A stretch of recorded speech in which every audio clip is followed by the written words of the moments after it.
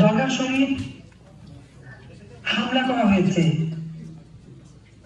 NS বাহিনীর কর্মকাণ্ড দেখলে অবাক হতে হয়, যেখানে আমাদের বিভিন্ন সেই এমনকি সিলেটে আপনারা জানেন সেখানে শাহপরান মাজার পর্যন্ত হামলা করেছে।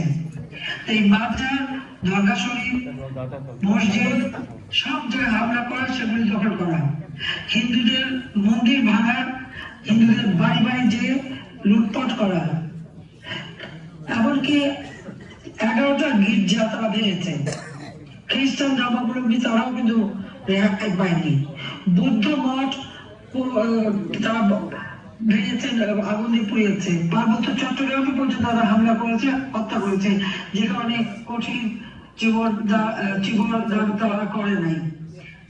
এইভাবে একটা চরম নির্যাতন চলছে।